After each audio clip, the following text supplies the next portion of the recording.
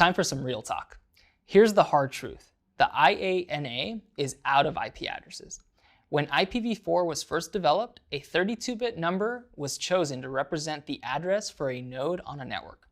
The internet was in its infancy, and no one really expected it to explode in popularity the way it has.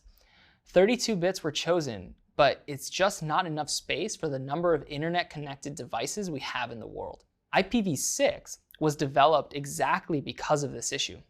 By the mid-1990s, it was more and more obvious that we were going to run out of IPv4 address space at some point.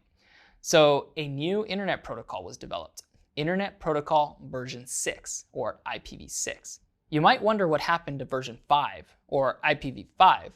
It's actually a fun bit of trivia. IPv5 was an experimental protocol that introduced the concept of connections. It never really saw wide adoption, and connection state was handled better later on by the transport layer and TCP. Even though IPv5 is mostly a relic of history, when development of IPv6 started, the consensus was to not reuse the IPv5 name. The biggest difference between IPv4 and IPv6 is the number of bits reserved for an address. While IPv4 addresses are 32 bits, meaning there can be around 4.2 billion individual addresses, IPv6 addresses are 128 bits in size. This size difference is staggering once you do the math. Don't worry, we won't make you.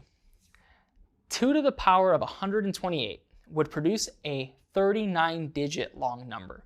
That number range has a name you've probably never even heard of, an undecillion. An undecillion isn't a number you hear a lot because it's ginormous. There really aren't things that exist at that scale. Some guesses on the total number of atoms that make up the entire planet Earth and every single thing on it get into that number range. That should tell you we're talking about a very, very large number. If we can give every atom on Earth its own IP address, we'll probably be okay when it comes to network devices for a very long time. Just for fun, let's look at what that number actually looks like. It looks like this. Whoa, mind-blowing, right? Just like how an IPv4 address is really just a 32-bit binary number, IPv6 addresses are really just 128-bit binary numbers. IPv4 addresses are written out in 4 octets of decimal numbers just to make them a little more readable for humans. But trying to do the same for an IPv6 address just wouldn't work. Instead, IPv6 addresses are usually written out as 8 groups of 16 bits each. Each one of these groups is further made up of 4 hexadecimal numbers. A full IPv6 address might look something like this.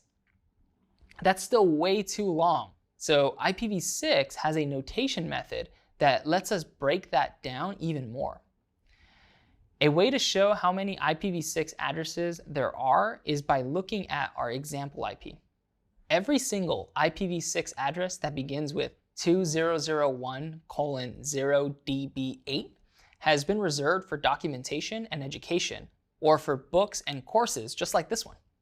That's over 18 quintillion addresses, much larger than the entire IPv4 address space, reserved just for this purpose. There are 2 rules when it comes to shortening an IPv6 address. The first is that you can remove any leading zeros from a group. The second is that any number of consecutive groups composed of just zeros can be replaced with 2 colons.